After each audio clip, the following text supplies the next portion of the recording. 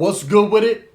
In the hood with it. You already know what it is. It's another reaction. We're going to really get it in today. Guard! I said we're going to get it in today, right? What I wanted to talk about here and what I wanted to react to was a video that I seen several years back. But it's one of the videos that got me intrigued into doing YouTube. It was the first time I had ever seen a Norteno, an active Norteno, or a guy supposedly who said he was active, sit down, of course, in disguise with Big Herc from Fresh Out. Again, shout out to Big Herc, Fresh Out series man. You know, he's over there trying to clap some cheeks. He's a wig splitter, or a cheek splitter, however you want to call it. But in a menudo style direct fashion, I remember these particular videos were called Tales from the Northside, Dark Tales from the Northside. And these videos actually intrigued me enough into starting a YouTube channel, watching the YouTube channel. Again, this channel as well as Big Box. These were the first time I had ever seen Nortenos actually sit down and open up and express themselves and give some of the inner workings into what goes on behind the walls as well as what goes on to the streets. Prior to these videos, man, Nortenos had never been the ones to be put on camera, sit down, and give up the game. Basically, you know, Nortenos are taught never to go on camera, never to give up the game. And it's quite understandable that when you step back, when you're no longer in a situation to be active or do anything like that, well, then the rules don't necessarily apply anymore. It's all about moral standards and the get down, the cause, right? What you truly believe in. But this was the first time I had ever seen anything like this. So it's been years since I watched this. So I wanted to sit down and react to it with you guys. And this one is called The Difference Between Norteños and Sureños. This guy's going to give you basically the breakdown. Now, at the end of the day, I believe we're all brown people. We're all the same. But when it comes to the gangbanging aspect and mentality of things, there are some differences. So trip out on this one in a menudo style. What's the difference between Norteños and Sureños? Okay, so basically, I would say the main difference is the fact that for us, being a Norteño, you're not a part of a gang. We don't consider ourselves a street gang or a prison gang, right? The Norteño movement it spawned within the prison system, and it was never really intended to leak out of the prison system. Where as a Sureño, you know, his whole life is based on gang banging and, you know, banging on other hoods and stuff like that, representing their area. Where for us, the Norteño prison movement is a movement. It's just purely that. It's nothing gang affiliated. Whether the system wants to say we're gang affiliated or the public at large or law enforcement, they label us a disruptive group segment and whatnot, and they focus. So he's partially right. The movement wasn't founded on, it was founded out of oppression. It was founded on a difference of an opinion. The Norteño movement was not founded on street gangs. Of course, street gangs, you know, there was always barrios. There's always been gangs. You know, so there's always been barrios up north and barrios down south. And people are representing the guys in the streets that they come from.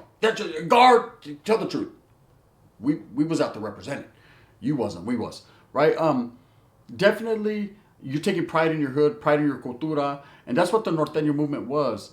Now, the word movement means to move, right?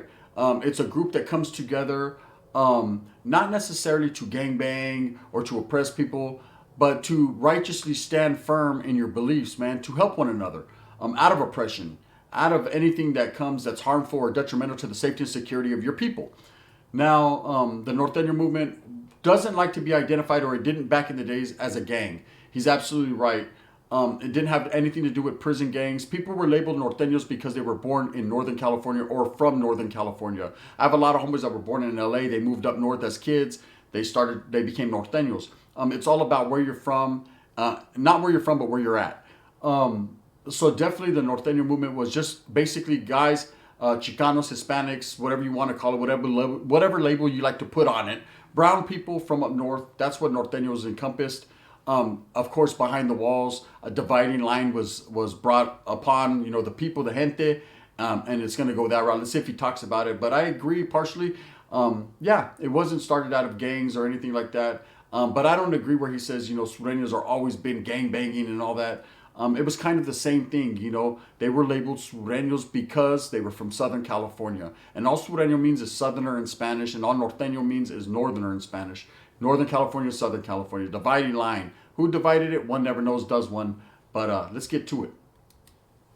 can target us and invalidate us and lock us down. But the main difference is the fact that we don't consider ourselves a gang, right? So we're a prison movement. We're one of the last armed movements in the United States. The only other armed movement at the time was the AIM, the American Indian Movement. At that time, they were armed. They're no longer armed. So we can consider ourselves an armed movement. So I think pretty much everybody knows that about us. If you're in this everyday time with us, you know that we're strapped up. So whatever yard we're on, whatever line we're on, we're strapped up. So that's what we're known for. That's how we get down. That's how real grown-ass men get down in prison, you know? I'm going to disagree with this individual when he said they're the last armed movement. Every movement is armed. Every group segment in prison is armed. You know, you have to take up arms. You have to be strapped up. If you're on a level 4 or level 3, you better be ready so you don't have to get ready. You stay ready. Everybody's willing to pick up the pieces and handle their business. A pedazo es pedazo time. I said tortillana es pedazo time. Is it? Yeah, bend over and I'm going to show you pedazo time. It's definitely put some up your ass. That's what it is. Now, you know, I agree. The AIM, shout out some respects to the, you know, the AIM, which was, of course, a Native American movement that is still around. You don't hear about them as much, but those that are in the Native community, they know about them. As far as an armed movement, like I said, I believe everybody is willing to pick up arms. Everyone does. You know, traditionally over the history, every group is about that business, about that action. I don't like to be biased. You know, being that I was a Norteño for many years, you know, I did have a lot of bias in me. I did play a role in a lot of bias that went on. But now looking at it from the outside, looking in, I could say that, you know, every group is of equal status. And that's what Norteños strive for, that equality. So it wasn't that they were just the last group doing it, man. Everybody's doing it. Anybody thinks you're just going to, as a group, survive by fighting or beating people up, that's not gonna happen. So you're gonna have to put in work, or you're gonna have to sacrifice it. But as far as the main differences, there's also a geological difference, as far as geographical difference, where They're about to say geological. We are not kangaroos, as in they are not zebras. But I know what he meant. you know, we're mainly based out of Northern California, but that's, you know, really we're everywhere, right? We're Chicago, we're Florida, we're New York, we're Southern California, Northern California. It doesn't really matter, because that's just probably where we live or where we release. But the other thing, I agree and disagree on some parts. Okay, yes, Norteño, the Norteño movement, Norteños are everywhere. Florida, Utah, Oregon, Washington, Idaho. No, I had a pimp. I'm not the hoe. But you know, I understand that the Norteño movement is everywhere, just like the Southern movement is everywhere. The Sureños or the Southsiders are everywhere as well. They're worldwide. In Germany, there's Norteños in Germany as well. He said something there that I don't believe rang true. Was he said Norteños are down south in Southern California. I don't know of any established hoods that are in Southern California. I do know that, you know, it's quite possible that Norteños could move there. You know, Avalto lives there. He's from San Jose or from Fresno or from Merced, and he moves to LA. I'm sure he's not going to gangbang down there or get into the, you know, the logistics of things. But as far as there being any Norteño Varus in Southern California, that doesn't ring true. But Norteños are everywhere, man. They're not just in Northern California, but Southern California, they've never established there. Never been able to get a foothold there. You know, the Varus are too numerous. There's too many Southsiders, and I don't think that, not that the Norteños aren't able and willing to do that. It's just never been done, you know. But we'll see how it all ends up. Let's get to this.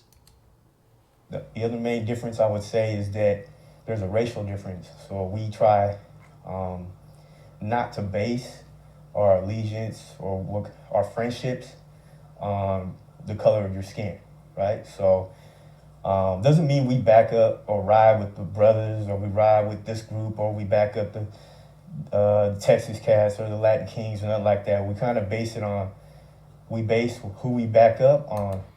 Basically, anyone worthy of the cause. A Norteño's whole idealisms and part of the bonds is to aid anybody of a Latin descent and anybody worthy of the cause. Let's see if he's glitched up like that. If you're a worthy individual, right? So, you know, I got BISA partners. we don't back up the biceps, but I'll back up that one partner because he's a solid ass dude. You know, so if he's with me and I'm with him, and something was to go down, I got his back. You know, same thing with if it's a brother, man. If he's a solid ass dude and he's worthy, I got his back. You know, and basically, you know, we don't really ever align ourselves with a group by itself. We've done it before, but it's rare, right? So I know back east they He's absolutely 114% right. Back in the days, there was alliances as far as, an enemy, how does it go? An enemy of my enemy is, or an enemy of my enemy is a friend of mine, right? So he's absolutely right. People get the misconceptions that the whites and the Southsiders are together, that the brothers and the Nortenos are together, and that's furthest from the truth, man. Anyone that's not laced up, that doesn't know what's up, doesn't know what's up. It's not like that. It's anyone worthy of the cause. You back anyone's play according to how that yard's the functioning, what's going on with the political aspect of things at that particular time. And so he's absolutely right, man. I got to agree with this man with his funky old Ross Adidas sweater. He ain't too far off.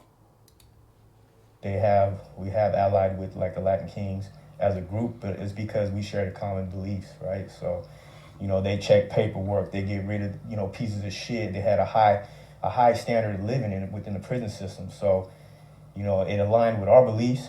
So we had an agreement where we worked shoulder to shoulder. That's what we call it.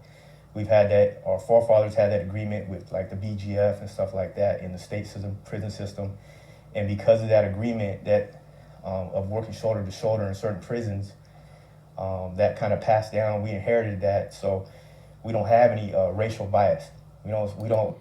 He's absolutely right. Working shoulder to shoulder is a common phrase used amongst Norteños, aiding and abetting. Basically, we're going to aid you, because you're worthy of the cause. We're going to aid you in what you got going on because you work hand in hand. Like I said, aiding anyone of a Latin descent, anyone that's worthy, that needs help. What a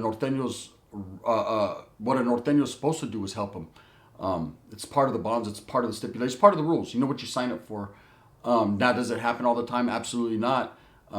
There's other people that are selfish, that show selfish intentions and get the game twisted. But he's absolutely right, like the forefathers. And those of you that know who the forefathers are, the people that laid the foundation and actually put the Norteño movement into existence. They did work hand in hand with the BGF for several years. Eventually, over time, a lot of the BGF got watered down just based on a lot of the old school mentality. The militant mentality went out the way. A lot of youngsters took over and came in with a different mentality, and they weren't able to sustain that move. Whereas the Norteño movement has always been able to sustain that move. They've kept it pretty much the same since its existence, the start of its existence. Let's keep it going, though. I'm giving too much game up. The wind's blowing. We see past skin color where, as a Southside or Sureño, they can't even take a drink after you, or they don't even want to be. They'll get in trouble for watching BET on the TV. You know what I mean? So, which is ridiculous, right? So we go by, if you're a solid ass individual and you're worthy of the cause, you're worthy for love from our group, then you get love from our group. You know what I mean? And that's how it goes. I can't never expect all my homeboys to ride behind, let's say, the Paisas, based on the fact that I'm good friends with one of them. Because the whole group as a whole are not good, right? So they got a lot of dudes they let slip through the cracks. They're not checking paperwork on them. They might be using drugs and stuff. We got a zero tolerance for drug use, right? So we are. A zero tolerance for drug use. Well, not necessarily anymore, but at one point in time, that's what I was a true believer on. A zero tolerance for drug use. And that's the reason why I sit here before you on YouTube doing reaction videos. If not, I'd be definitely not this guy in the Adidas sweater, but I'd be out there on the front lines doing my thing. Not that I miss it, not that I'm saying I would. I have children, I have a family, I have a life now. But prior to me having all that, I would have been out there. Because I was a true believer, and I firmly believe in a lot of the concepts of the cause to this day. But yeah, drug usage was not permitted. And if a group indulged in that, we looked at them as a lower group. Anyone that would indulge in drugs and stuff, that was easier prey for us. That was easier people to be victimized because you're not in your sane mind, you're not in your right way of thinking, and it just makes it a solid mind easier to overcome a weaker mind. zero tolerance drug use, alcohol use, anything like that, man. So our whole cause is based on unity, respect, to better ourselves mentally and physically. So we don't have any room for that. So and that's why we're so small. That's why there's only a few of us, man, and we go above and beyond. So beyond checking your work when we come in, we usually have another source that'll probably a staff member or something like that that will take your information and run it through the computer. So will double match you. We ain't just going off any. Okay, now again, those of you that are mad at me out there in the YouTube world, I don't give up game. Like this guy's giving up intricate game right here. He's saying a little too much. That's why he's got the Oakleys on, the mask before COVID, and the raw sweater. Anything. So I mean, and you got to do that because, in reality, is my life is our lives depend on it. If there's only 30 of us and there's 200 Southsiders or 200 Sureños, hey man, we got to make everybody's got to be a savage. Can't have one weak link. We have one weak link, it ain't gonna work. You're only as strong as your weakest link. We've been around and we've been able to maintain because of that. And how did you get involved with the whole Norteno movement when you got into the pen? So, so I grew up in a Norteno neighborhood, right? So it's a little different than you would have like your Sureño neighborhood where nobody jumped me in or anything like that. We don't. Now, I got jumped in.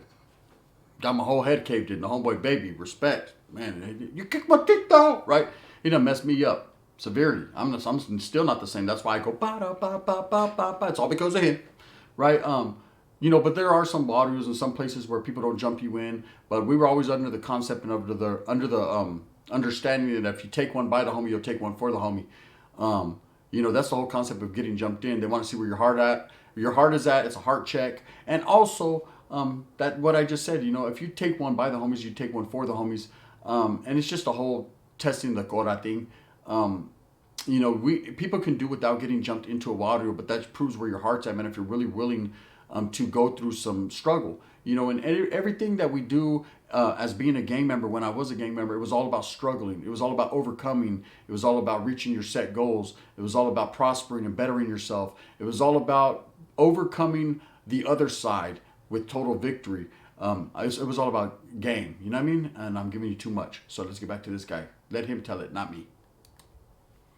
We don't do that, right? We don't put hands on each other like that unless you deserve it or you have it coming. No other man that you call your brother is going to put hands on you. We don't do that. We don't do that. Ain't we going to beat on you for 14 seconds and all that shit, right? So not in his hood. You earn it by basically, I got put on in my neighborhood because I put in work for my neighborhood on the streets when I was young. Selling dope, getting it, just being down for my neighborhood. I kind of selling dope is not putting in work for your neighborhood. It's putting money in your pocket. People have always told me that throughout the years. Yeah, I put in a lot of work for the hood. I sold hella dope, or I did this. That's what does that do for the hood? Unless you bought cuetes or you brought something back to the barrio, all that did was fatten your pockets, homeboy, and make you think that you were better than the others. We're all equal here, okay? You know what I mean? Let me get a demo so I could, go out there and get my money too, Leroy. I proved myself, and that's how I got into my neighborhood. And then I went to prison, and while I was on the streets, I was uneducated to the cause. So I thought this is what it meant to be a Norteno. I'm out here wearing red or banging my hood or whatever the case is. Then you go in the prison system, and the reality is that all of that, what I thought it was, wasn't the truth, right? So the actual prison movement is not even supposed to exist like that on the streets, especially as a gang. So the first thing they teach you is we're not a prison gang, we're not a street gang, we're not a criminal organization. So we're a prison movement, and we live by certain policies and certain bonds, and it's the way we live. We get embraced by the cause, and then we live a structured lifestyle within the prison system. Everything. He's absolutely 100% right about that. When you get in prison and you're laced up and you're worthy and you're willing to do what you have to do to make them sacrifices, the necessary sacrifices it takes to become a Norteño or a Southsider, you get the realization, you get the rundown, you get educated and indoctrinated enough to understand that what mattered on the streets doesn't matter in prison. Prison is its own animal, and the vatos carry themselves much different. Much more there's a lot of more professionalism and respect going on behind the walls than there definitely is on the calles. But that's why guys that get out of prison, man, lace the youngsters up to know what exactly they have coming when they do get incarcerated, if they do get incarcerated, and to how to carry themselves on the calles. Because again, if you're only as strong as your weakest link, if you're out there all running amok, all doped out, acting weak on the streets, then you're making the whole cause look bad. Let's hear what he has to say. He's giving up so much game, crazy. Thing is set. Every single place you go to has the same policies. So you could go through to any prison is considered a Norteno prison within the state and federal prison system, and we have the same rules and regulations. So and nothing's gonna be different. Something's different and something's wrong, right? So you get used to that way of living, and you actually you look forward to it because there's some about having a structured life, especially if you come from a chaotic background on the streets and whatnot. But how I got involved was in 1994 or 1993. I caught a case and behind a gun case. I went to prison. I got a 5-year prison sentence in the state. I was 20 years old at that time, and then Hey, that dude knows he's doing wrong because he's shivering, shaking. He's shaking in his boots. Look at the way Big Herc is looking at him. I thought I saw a pretty cat. I hit DVI, which is Northern Reception Center, Tracy, California, in the state prison system, California state prison system. Been there 6 times. And the whole reception was Northanos. It was like a big family in there, right? So I was presented with basically educated to the cause, and they found me worthy at that time and they embraced me, right? So, and I seen it as something that I'd rather be involved in, just for the simple fact is I'm not really into the gang banging shit. I'm not really a gang member like that. I'm not into, that's nothing I really ever aspired to be. You know what I mean? I sold dope, and I wanted to make as much money as I could selling dope, and that was kind of my thing at the time. But I liked their beliefs. I loved the way they kind of held them. He liked the structure part of it. And there's a lot of people like that, man. They're on the streets. They're not really into the gang banging mentality. They're really not into going up, shoot up your enemies, for whatever reason it may be. Maybe they're D-boys, or maybe they're that's why you get a lot of graffiti artists that crossed over to being involved in gangs in North and Southern California. And they get embraced. It's a whole different philosophy behind the walls. And some people take to that. Some people like that. They embrace that structure. They embrace that them rules and regulations. They embrace what goes on. It's not for everyone, but for some, it really is. Themselves and carry themselves within the prison system. They're very professional, and it's very cut and dry with them. And I loved it, and so I thrived within that environment. And then I was able to do my time within the state prison system, and I got a very keen sense of direction about my life and about myself, and I was tested a lot. And I went in there a boy, came out a man, you could say. And I think, a lot of our homies some of them are ex-military, some of their forefathers were Vietnam vets and stuff, so it's very militant. So not to compare one thing, it's like apples or oranges. We're not saying we're like the military, but in a sense we're very militant. And that kind of structure in my life just turned my life around. I was able to get on the. Basically, what he's saying, without saying everything he's saying, is some people need that. They need that big brother mentality. They need that structure. They need that someone giving them the game, someone lacing them up. Not someone necessarily holding their hand and guiding them somewhere, but someone giving them some real education, some real dictation, giving them a sense of purpose in life. Some people are just running amok out there and they don't have that. So it's a good thing. Now, people look at it, Norteños and Southsiders, as just gangbangers, merely gangbangers, and it's not that, man. There's a whole lot more that goes into it. You would have to be gamed up and really glechad up and really, investigate into these things, these causes before you get involved in them to really know, to be able to make that ultimate decision, and if you're willing to make that ultimate sacrifice. Because with everything pleasurable comes negativity, comes, basically you can't have good without evil. You can't have A without B. You can't have heads without tails. There's two sides to every coin, two sides to every story. So what goes up must come down. What's good sometimes ain't always what you think it is.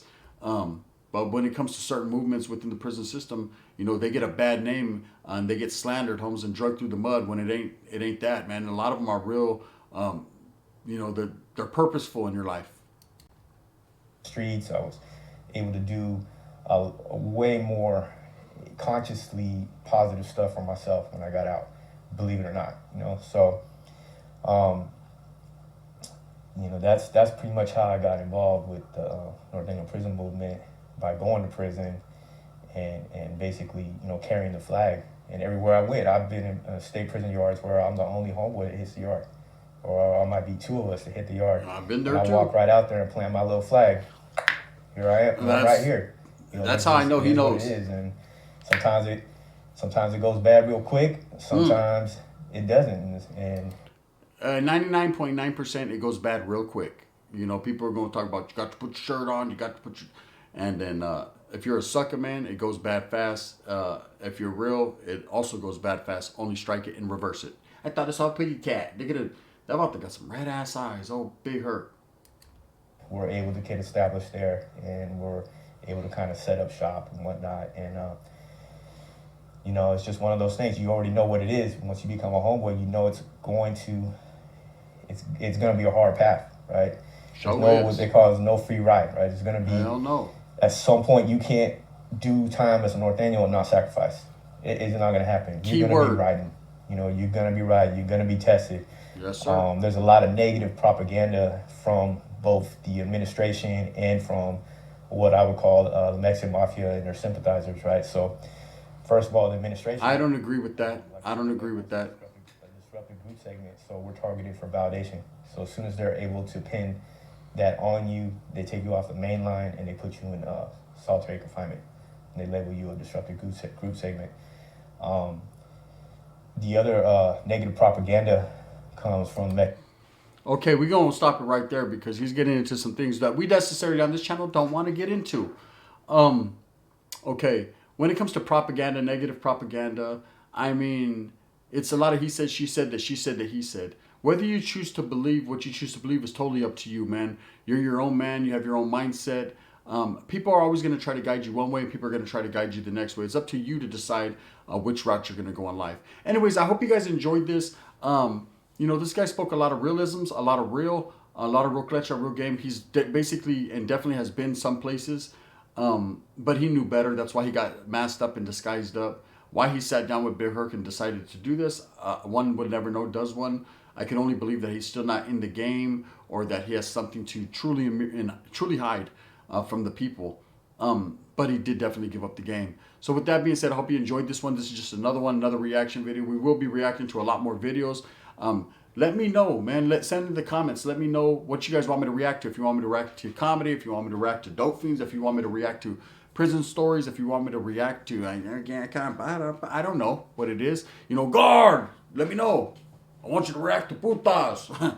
That's what it is. With that being said, I hope that you move with a purpose. Get everything that you want coming to you. Remember, at the end of the day, it's all about struggling and striving for your familia, for real ones, man. If you want to get involved in gangs and you want to do that, do what you do. I say, I'm not saying don't do that. I'm just saying know what you're getting involved in before you do that. Because you're going to be then you're going to blame everyone else when you fall off. When you roll it up and you fake a heart attack, yay, then you're like, oh, but they never told me. Nah, homie, you know what it is. With that, hit that like and subscribe. This is Gunner's Profiles, man. We're about to get into reaction rooms. We're doing it like that. If not, thumbs down. If it's going to be the head that wears this big old crown. And I'm going to continue to strive and struggle for what I honestly and truly believe in, and that's bringing all real ones together, man. This is the gun.